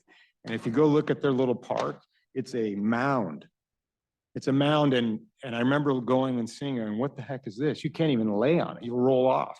I mean, it's just this mound that hides a chess table. What? You know, how does that happen? You know, did they just put it there because they just didn't want to dispose the dirt and pay, you know? So it's kind of a failure. There is a Park and Rec committee, but anyway, usable parks, strategically located, but, you know. And I think an opportunity, there is actually, the cities, you guys are doing the Parks and Recreation Master Plan. And as part of that, you know, recreational needs will be assessed and identified citywide, right? And teeing that up and using basically that information to identify, okay, what are the recreational needs, and is there an opportunity in the station area to fulfill some of those? That also then helps us determine, okay, do we need to write certain standards as far as parkland dedication, or whether it's park in lieu fees? Like, so there are different mechanisms that can be explored, you know, which we will certainly workshop with. And in line with that, one of my pet peeves is that sometimes they do in lieu fees, right? They just pay because they don't have enough green space. It would be more palatable if that money went into the actual development area. So it wasn't just spread out in other places. Like, no, you know, and it would be more palatable for the developer, right? Yeah, you're going to pay the fees, but it's also going to go into your area, right? Again, just how do we strategize about that? Taking a different look at how those fees are being assessed and used. And there's always a sacrificial lamb because somebody's got to give the property, right? So somehow, I guess SCU is not going to want to pony up 2 acres in front of their campus, right, for a park. So, but you know, there's always, you got to find a way that's palatable for the property owners to be able to supply that. Can I just add some thoughts? Listening to everyone's been great. The thing that I've always thought about with this station is for BART, we are either the end of the line or the beginning of the line, depending on how we frame this. And for a long time, I would drive to the Fremont Maori station, park my car there and get on the BART and go somewhere. We're going to be a place that people are trying to connect to because we are going to be the closest BART station to them. And people can either park their car and get in and leave, or think, wow, this is a really great place to go downtown, to go to the park at Gateway Crossings, to meet a friend and hang out before they might go somewhere else. Or maybe they'll think, Santa Clara is actually like a cool place to be. So for me, this is a great plan. And there are all these different properties, but how do we make it also a place that people want to linger? And I know WRT's done a fabulous job, so I think we're in good hands with them. But I do think that we're in a remarkable spot of being the beginning of the line and where people are going to come just naturally. And how do we seize that opportunity? Yeah, so I'd just like to add a few things, getting more into the specifics of how they should be designed, right? We want to make Santa Clara a destination, right? Not just, not just a BART station where people get on and go to like San Jose or San Francisco, but a place where people get off, right? And there's several ways to achieve that, right? One is entertainment, right? And the other is offices. So I know that like recently the office market has not been the strongest, but that's not exactly true. What's happened is Class A office space, right? Like the most premium brand new offices, that's still in demand. Santa Clara is still building that. It's generally like older office buildings, right? Built in the 70s and 80s. Those have generally like suffered a lot more. So there is still a lot of demand for offices in Santa Clara. And I think that we should obviously build a ton of housing in this plan, but we should definitely consider having a big office component as well, right? Because offices are how we actually attract people to the city. And we need to make sure we mix all these different land uses together, have a lot of housing, have a lot of offices. So people aren't just getting on BART at this place, but they're getting off as well. Same thing with Caltrain and ACE. I think another thing to make this area a destination, right, is I think many of you guys are familiar with Santa Clara's urban renewal. Back in the 1960s, the city like demolished 8 entire blocks of the historic downtown, basically replaced it with parking lots and a couple of strip malls. And there are, I think, a few proposals to actually restore just those 8 blocks to the historic downtown. It doesn't have to be exactly the same, but I think creating like a classic like 1920s Californian city feel just for this 8 blocks, it can be a pretty unique tourist attraction for this entire Bay Area. Obviously, it's just a few blocks. The rest of the blocks in the station area can be like developed with high density modern buildings, but just keeping like maybe 4 or 5 of those blocks, replacing them with the old historic buildings that were demolished in urban renewal, it'll just be pretty cool, right? Being one of the only areas in the entire Bay Area that has that literally has a what you can call a real life museum, right, of a 1920s Californian city. So I think that's something that we can consider. And third thing, right, getting into the street design specifically, if you really want to improve the quality of life in this area, we should restrict through car traffic to a few dedicated arterial roads, and any other local streets, we should basically restrict through traffic, basically turn them into slow streets with paver stones, ideally without curbs, just make them these nice Dutch style tree-lined streets where pedestrians and bikes can basically walk down the middle of the street. They share the space with cars. If you look at examples in Barcelona, in the Netherlands, even in Japan, generally through traffic is heavily restricted on local streets. And if we add like paver stones instead of asphalt, add like, I don't know, artwork, outdoor dining, just a whole bunch of other amenities, we can make the streets wonderful, and people will come to Santa Clara from all over the Bay Area to eat, to play, to visit their friends, to so on and so forth. Piggyback onto that about referencing to the downtown and the development. We've spent 5 years. And I think if you asked most people if we could bring our old downtown back, if it was still here, it would have been fantastic because we would have a starting point, right? But the reality is, for economic reasons, you have to get developer off to be able to incentivize them to do it. They're not going to build a 2-story downtown. It's just not economical. It's you're not the only one that's had that thought. Me and as an architect for sure, but it has to deal with density and housing. It all has to work together. The point about commercial, absolutely. I mean, I remember in the late 80s, I got out of college, commercial was dead, commercial real estate. It's probably going to come back, although we're in a different thing with work from home. But the beauty is we have Coleman Highline, right? It's San Jose, but it really is closer. It doesn't connect to anything, but it will connect to the station area plant and the soccer stadium. So it's fantastic. It's already another nugget of things that people come to our town. And Rena, you hit it on the head. People said end of line. We've talked about, no, it's not the end of line. It's the beginning of the line. So, again, what's fun for me is everybody has a different perspective, and that's what makes these groups exciting to be on, because that's what it takes to galvanize a strong design. So.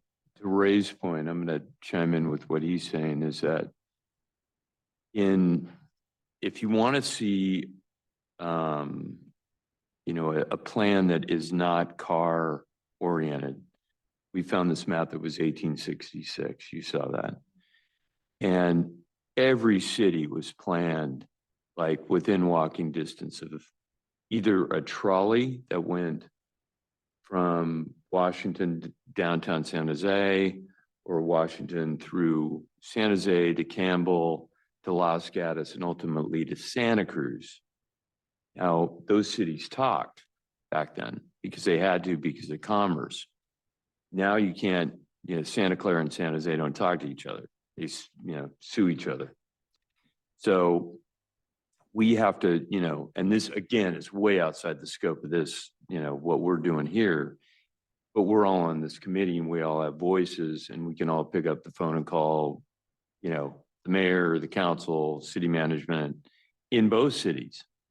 And the issue is when I commute to work, I go through 5 cities, we all do. And these idiots aren't talking to each other. So we need something like DOT or like something above a city that says it's going to happen.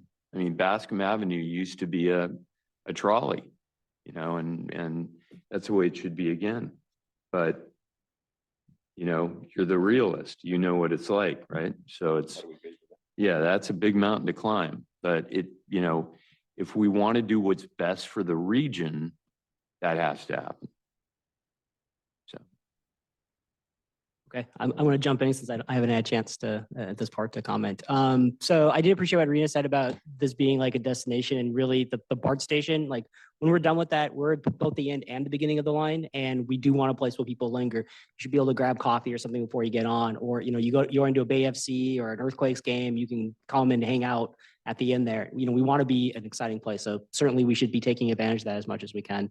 I'm both working with VTA on the design of the station and also the arterial access to the station, because right now it's not exactly clear there's good access to the area, and we should be planning on that. One thing I think is really important is making sure we spend all the time on this, we get it adopted. There were 2, I think, mentioned cases, and the 2010 one was the one I hadn't heard of even at all before, of trying to do something and the council turning it down. And so for me, it's critical to make sure that we hit everything we need within this plan to make sure that, we're not wasting our time here, that we're actually able to, action on building something. I do see as like the president of Old Quad Residents Association, this is a spot within the city where we can drive development, housing, meet those needs without necessarily, having the normal impacts people have in single family neighborhoods, which people, tend not to enjoy, people get upset about. Whereas here we got a perfect storm of, different uses. You have transit, you could build, as I think Secretary mentioned, you can build different uses, making sure that we maintain that, and also flexibility. So I don't know if we want to go and say this is all housing or this has to be office, but like giving developers the flexibility to say, we can build whatever's appropriate for the area to the maximum use possible so that, we can meet the needs. Could be offices, maybe it's residential today, it could be offices tomorrow, could be a mixed use of both. Just seeing what we can do to really enable that. Cause like, otherwise we're going to get those like 4 red spots to redevelop. And I would love to see like the whole area have potential. So I think those are kind of the areas I'd like to see is like, making sure we get this adopted, making sure we understand how we can make a bunch of different uses. And just, getting through the plan, I guess. Yeah, so I actually want to build off of Jonathan's point really quick. I loved how he talked about the fact that we need to give developers the flexibility, right, to either build housing or offices. The zoning does not have to state, okay, this place condos only, this place offices only, this place retail only. What we really need is just general zoning that just lets developers put up like whatever they want, max the density. And like you said, the office market can change, demand for housing can change down the line, and we basically just need to zone these parcels of land in the station area to adapt, right? Cities aren't set in stone, and especially a city center like what we're trying to create, it is going to be by nature adaptable. It's going to change. It's going to adapt to changing economic conditions. For all we know, right? What if some developer puts up like a 5-story apartment building right now, but maybe like 20 years down the line when demand increases, he raises that and puts up something with 15 stories. We definitely need to keep the zoning flexible to allow the city to grow in the future. We shouldn't just be thinking about what's going to get built right now, but what may get built in the future. And I guess one other thing I wanted to mention is schedule. You know, we had the tentative schedule. I like to maintain. I'm actually already disappointed. I think we're a year behind where we were originally going to be.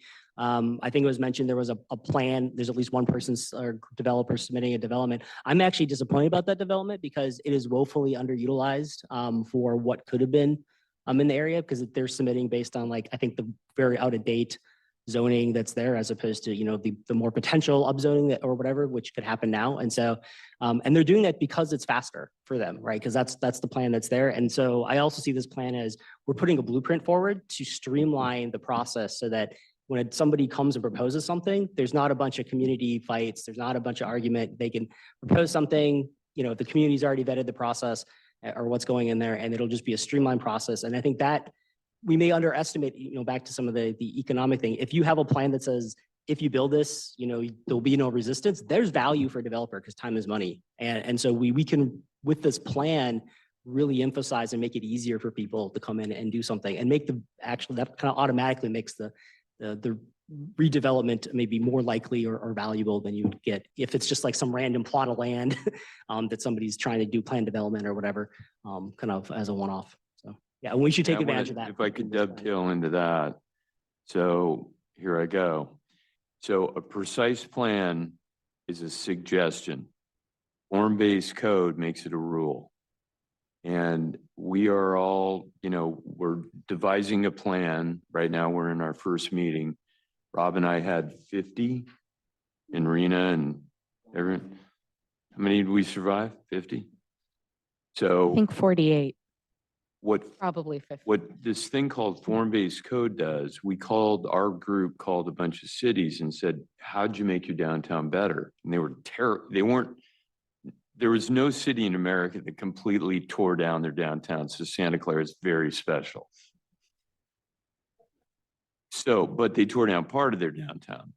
And so we called them up, you know, 4:30 in the morning, 5:30, and talked to their city managers. How'd you do it?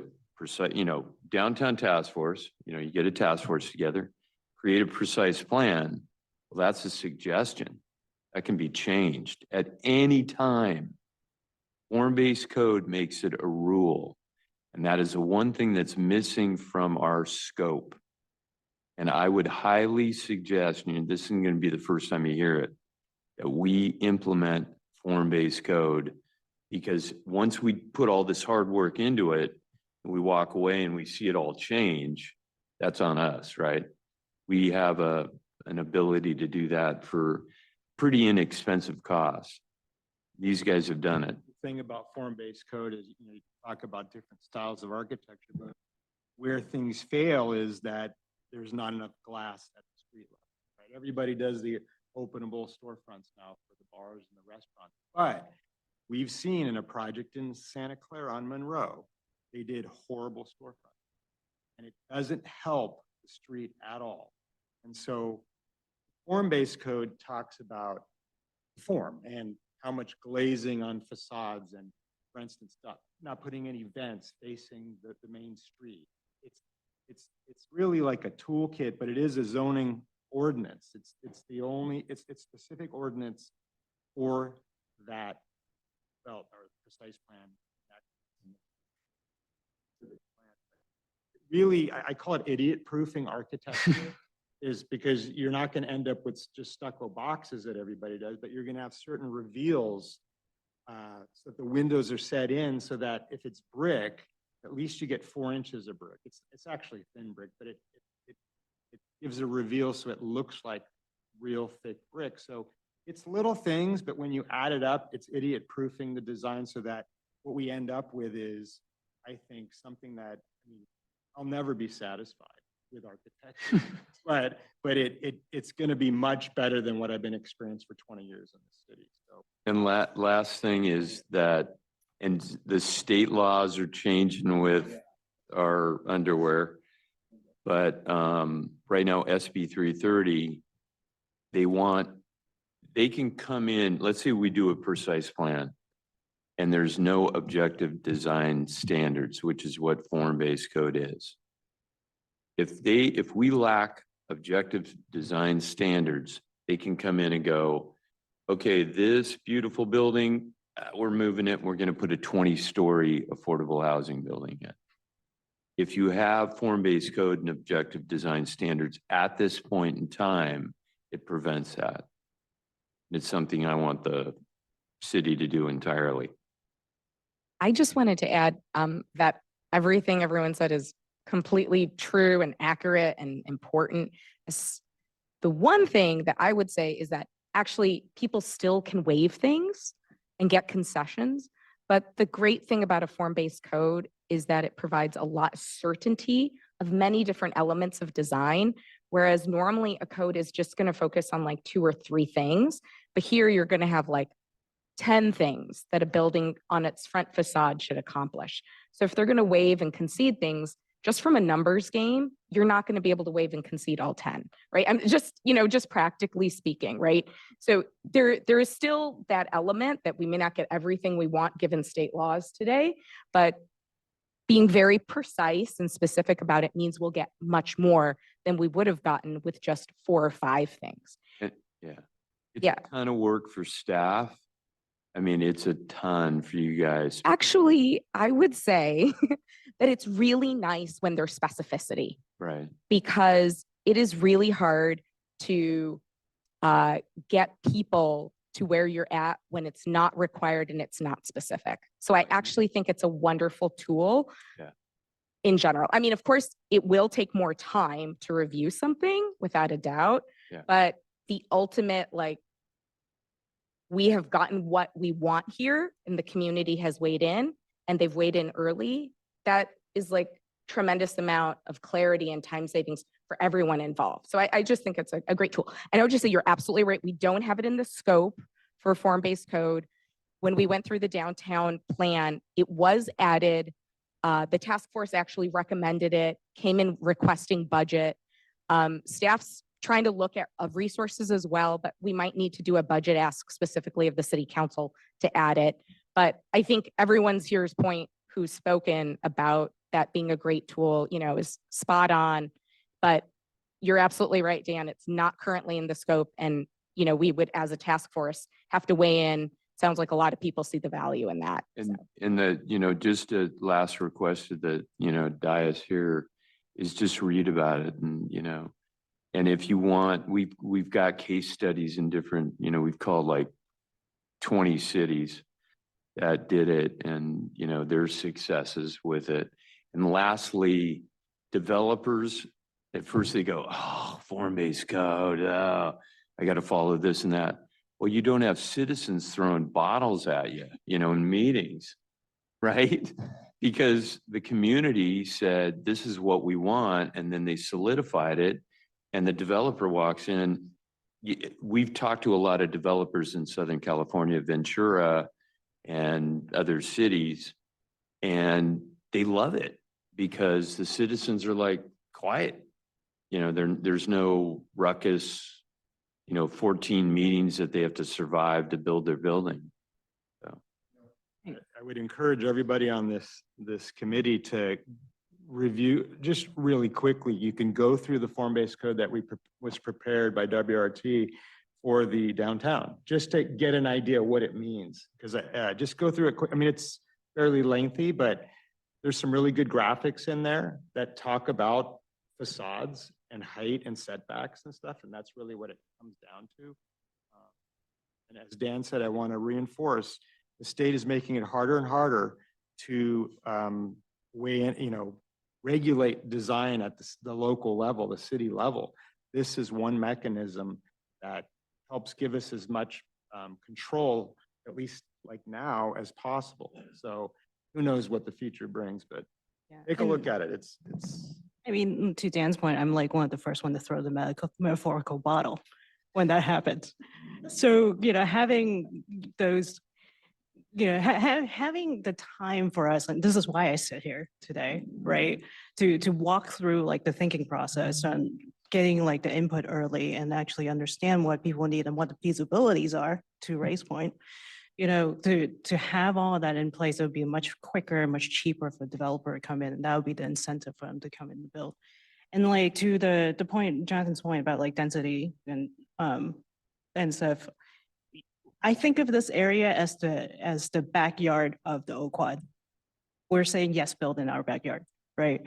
And anything that's kind of take the density pressure off the OQuad area, you're going to get back from the neighbors. And as many of you know, the OQuad neighbors are probably the loudest and meanest people when it comes to development coming into the area. No, just to you, Dan. But yeah, so yeah, that's why I would encourage like a little denser, and also like for this area, to Reno's point, this is the beginning of the line.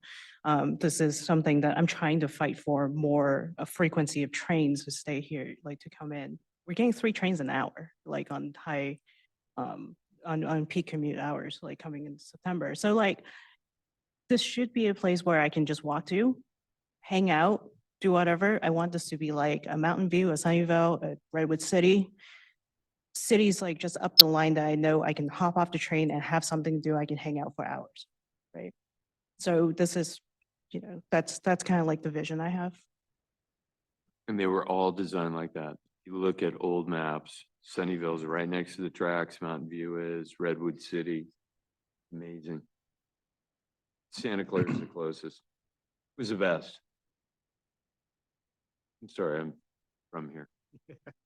I think to have a slightly opposing view on form-based zoning. And I've worked on guidelines in San Jose when I was a planner there.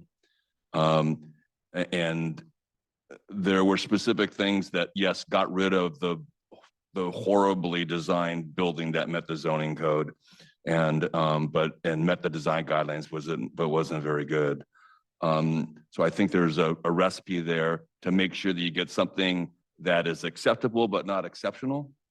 So you sort of mediocreize the architecture sometimes, I think, when you put in a recipe that is so precise. I think there's been other instances in general plans where instead of should, it's shall. And as soon as you write shall, there's a time where you want to have an exception to that. And you have no way to do it because you've already legislated something specifically. I don't know exactly what that is. I'd like to, and I haven't done it yet, but I should hear kind of the towns that you or cities you talk to on the form-based zone and how much of it is implemented, where they are geographically compared to Santa Clara. Are they East Coast? Are they Midwest? Are they something else? And I don't know. I'd like to know that, where it's been successful. Sunnyvale had, I grew up in Sunnyvale. And their downtown, when I was growing up, very cutesy downtown Murphy Street. Now it's a completely different situation, and they've got the tallest residential towers between here and San Mateo. Probably they're going up right now or are done. But they would say this highly successful. You talk to these people in Sunnyvale, and they're saying, "We love our downtown. Ours is true TOD. We have a supermarket. We have theater. We have all the things down the line." So I'm not saying Santa Clara should do that, but I want to be convinced that form-based zoning is the way to do it. Yeah, I would encourage you to read our form-based code, because me and another guy that was construction manager went through it, not only the whole committee, but tooth and nail, and went back and forth about the realities of design. And he's a cost guy. I get it. I get cost. So we really tried to make it flexible enough, but prevent really horrible things that are happening in form, not so limiting. You can do, at one point we had well, what if someone wanted to do something magical like the gem, like, Frank Geary doing something interesting in town?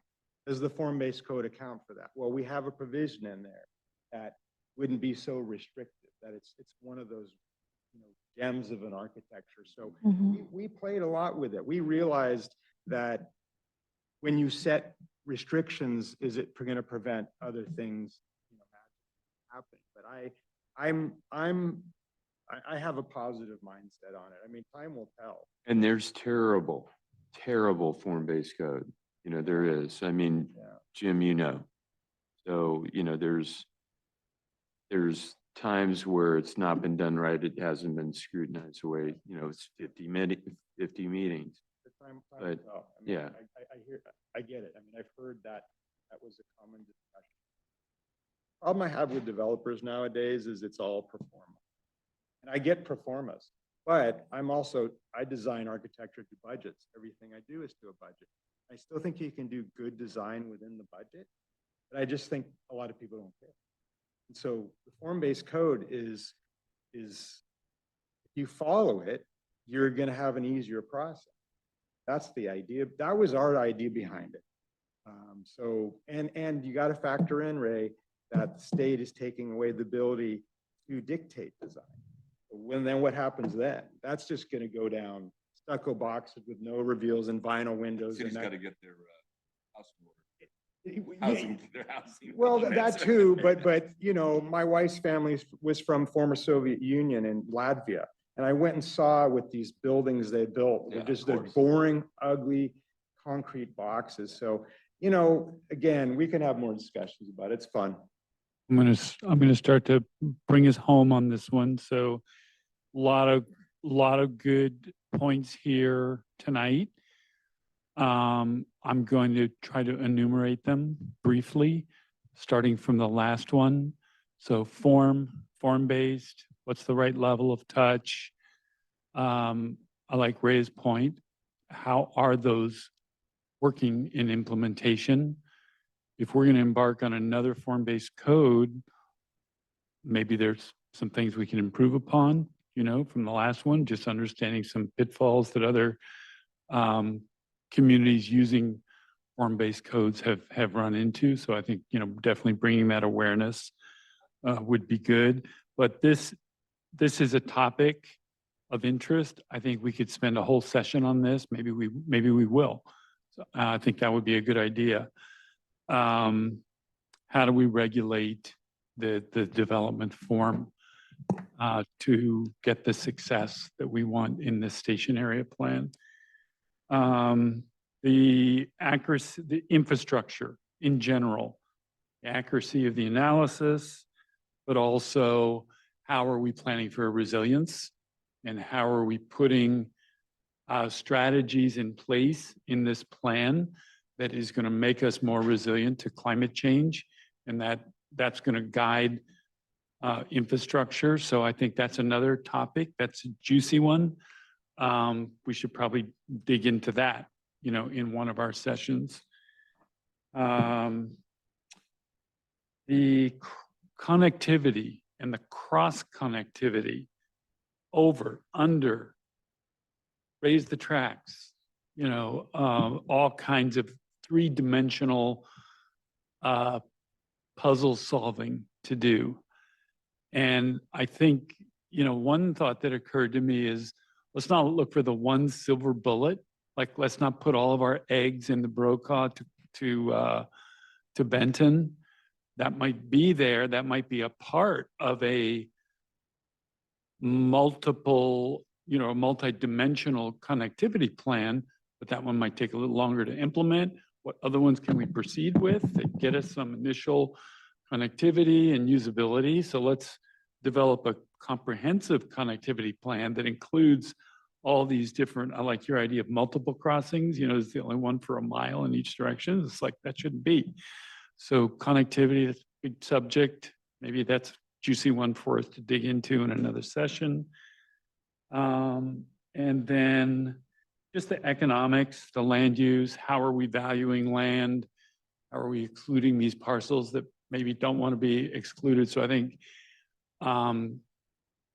digging into that getting our economists in here, taking another look at that methodology, but then also have a chance for a form of discussion with the economics team, and let's make sure that we're framing this right so that we are being practical about, what's likely to turn over and develop within the time horizon of this plan, but also what's the vision, and some of that vision, I think, as some of you said, that might provide the catalyst to make things happen sooner, sooner than expected. So let's get that right. So those are sort of four big themes that I'm seeing here. There's probably one or two more that we'll uncover as we go. But yeah, I think let's not just skim over these. Let's go a little deeper into each one and use our time together to do that. I have to do this for my daughter. My 17-year-old Bella. You gotta have music down there. This is a black hole of music. The only place she can go as a teenager is Oakland. It's probably the closest south, to go. I still go to punk rock concerts with her. So, there's just nothing down here. We used to have Lord John's and a couple other places. So. I think Sukrit said entertainment. I heard that. So We got to get together, man. Like underground places. We got to have them. Yeah. Yeah, bring people downtown, right? Housing good, but also offices, entertainment. We want people to ride BART 2 here, not just to get on BART here.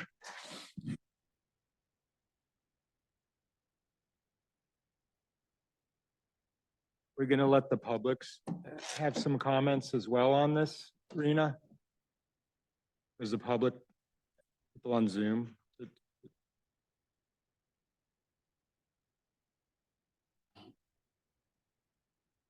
Yeah, that's what, are we going to have the public, Rena, public comment? On Zoom and, yeah. Yeah, so I can open up to public comment. Is there anyone that would like to address the task force on this item?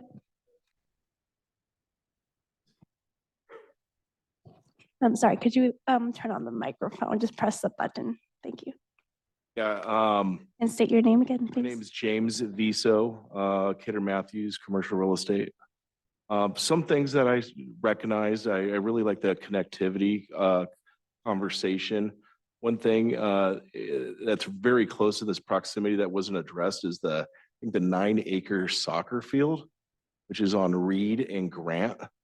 And then right across the street from that, there's a lot of down dirty industrial buildings on Grant Street, which is a cul-de-sac, and Reed, which is not included in the border or general description.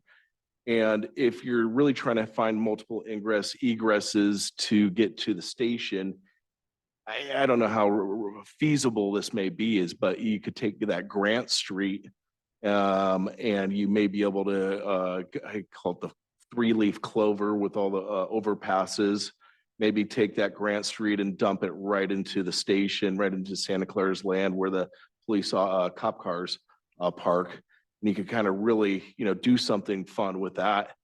Obviously, we'd have to go underground or do a tunnel there. And then that would also activate the Reed and Grant area, which is, it needs a facelift anyways. So that was one idea. Two, you're really looking at this plan. You mentioned that you got the railroad going right through the middle of the property of the 244 acres. And you really got the south versus the east, right? And the old quad area, the parcels are so small, doing an assemblage to do a development. The Viso family had 575 Benton, and we assembled 15 properties over 50 years. So doing development in that area is going to be tough. But with that being said, is that I think that the Santa Clara, they own those 4 blocks plus their campus with Franklin Street. I think that gateway or that walkway turning it into a paseo, a fun, activated maybe turn the street into grass or something fun, right? Where you can get from the station to the super block and, skip and hold hands and, be merry, right? You can see the picture, right? And I think Santa Clara could really do something phenomenal there. And the other thing I kind of see is that you got I believe that's the east of the tracks or the west. On the other side, right, you have Hunter Storm and Holland Partners do their 16 or 1,800 units. That's already done. Then you have Costco and you have Apple, right? And Costco had no interest in vacating or moving out of the Lawrence Station area plan, which is borders Santa Clara and Sunnyvale. Irvine Company went to them and threw around big money, and they couldn't get them to move. And that's like, you got this 80 acres in the epicenter of this plan, and you really can't get them to move. And one thought would be is, you hear of these opportunity zones or these development zones where billionaires can avoid paying a lot of taxes. But if you did something like that and you put some type of opportunity zone on those buildings, you just may be able to get them to transact and convert hands. And that is the epicenter of this whole project. You got the north or the east of the tracks, you got the west tracks. It's a two-edged sword because City of Santa Clara loves their tax revenues, right? But if you're really trying to create this vision of this development, you really got to get them to move. And where do they move to? They move to San Jose, you lose them out of the city, you lose the tax revenues, but then you also get in return a bigger, higher development. So an opportunity zone for that area could be really cool. And then you got, the far west, which is like your Coleman, Martin, Brokaw, De La Cruz area. I pulled out my Google Maps and it's about 56 acres, which is almost identical to the Patrick Henry specific plan. You already have the cookie cutter development for office or residential or hotels. Nowhere did you guys even talk about, we're one train stop away from the potential Google Village. How do we take advantage of that in San Jose? Another thing you guys didn't mention is, you're right next to the airport, and what amenities are you going to piggyback off to take advantage of the airport? Is that hospitality? Is that a shuttle tram that goes under the airport? Feasibility or economic feasibility on that, it's just something maybe fun to play with and start, brainstorming or spitballing on. And how do you activate Google Village? How do you activate the airport? Anyway, so those are my thoughts. You guys are all doing a fantastic job. I'm just, happy to attend and listen to all these brilliant minds. Thank you. I did mention the airport. But neglected to mention Diridon, which is, critical. So thanks for bringing that up.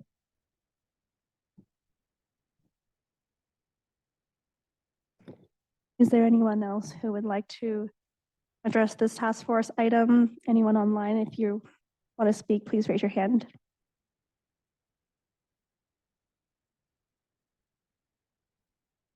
Okay, I'm seeing none.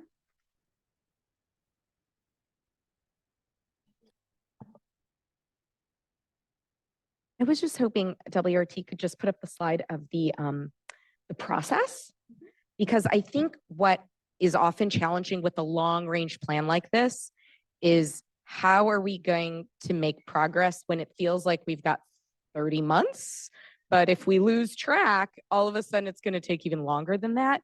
And I just want to, and I know it's hard for people to read that, but there's a point in which we have to come up with a project description which talks about the capacity of the development.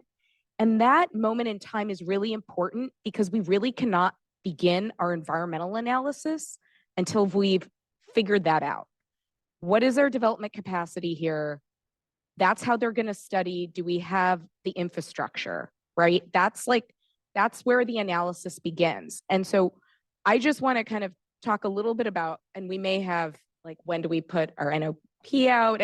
when do we have like our project description lined and where in the environmental analysis? I can't really see it on the slide here. I don't know if I Poonam. think that's going to probably start around the 18-month mark. Wh- Yes, we can certainly share the slide deck. So I would just say that what's really important for us to drive this schedule is to make sure that we are starting that EIR on time. And that means we don't have 30 months. We really have maybe 18 months, 17 months, 16 months, 16 months, yeah, to lock in what is the development capacity here. And that means we have to have a land use plan. And then the EIR work begins, and that kind of comes in parallel with maybe like the development of code. That sort of stuff can kind of happen simultaneously, but that land use plan and the development capacity is sort of really important to get everything else lined up. So I just wanted to kind of draw attention to that part of the schedule. Yes, thank you for bringing some focus. And there's not much time when you think about it in that way. So, yeah. As thanks, Powers Rena. committed to be able to meet a time frame, because we know they're so busy. I mean, I know Shannon can do it, but it just seems daunting. We can't get an EIR done in 2 years in San Jose with Powers working on it, so.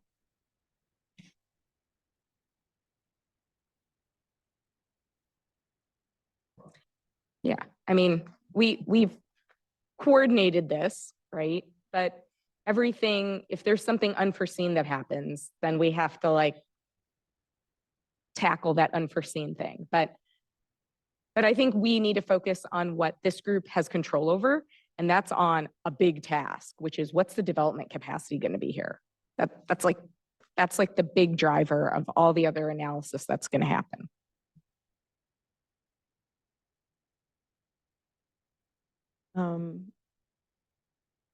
There you go. So just to quickly wrap up what our next steps are, we are going to start the stakeholder focus group interviews. Important part of the engagement and outreach process. We will be looking to schedule meetings with the technical advisory committee. So we're going to be working with staff to coordinate on that.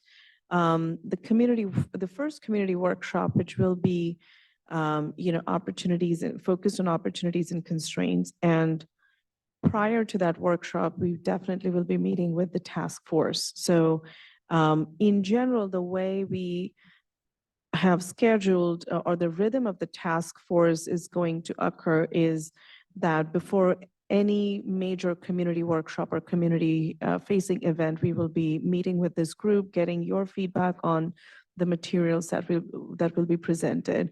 And certainly there will be some other meetings in between. As Jim was mentioning, there may be some topic focused sessions that we would do and use this time, for digging a little deeper into some of those topics of interest that are going to be critical in, for the visioning and alternatives development process. And then leading up to the visioning charrette. So we will have a more detailed work plan that we will be sharing with staff that will be made available to the task force as well. Thank you all. Look forward to working with you all. This is exciting. Yeah, a lot of great feedback. Okay, so we do have a public presentations section. I don't know if there's anyone else left online, but it's for anyone who wants to address the task force on items that are not on the agenda.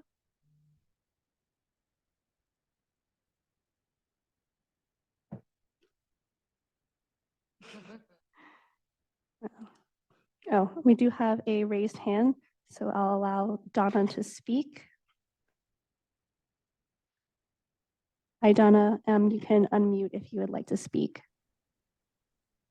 Hi, I just want to encourage and say I appreciate all of you in attendance today. All of your comments have been spot on. Going through this is actually the second plan adjacent to our downtown precise plan. And I just want you to know that this is an important area for all ages. getting to the transit and the connected communities. And there are funds available that we can get with the city to get this done. I like the thought of having a beginning and making this a special place to go forward with. So thank you all for everything you've done tonight and all of your work. Thank you. Thank you, Donna. Okay, so to wrap this up,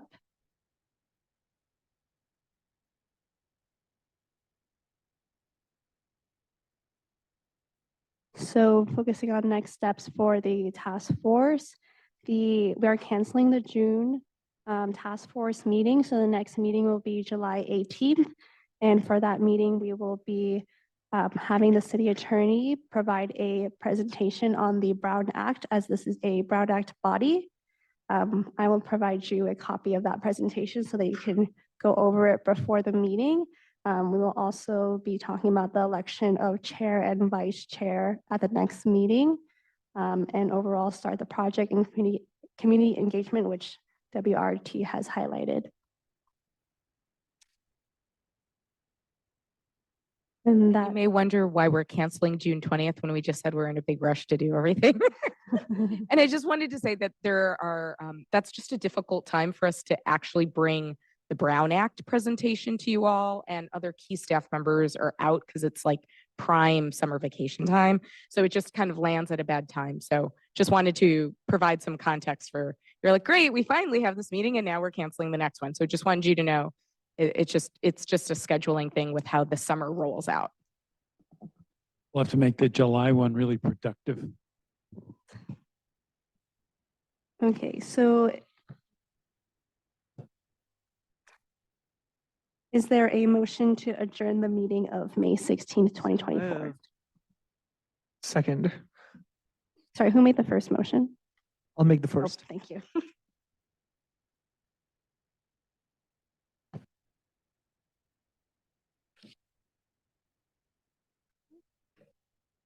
And the motion carries and the meeting is adjourned. Thank you all. Thank you.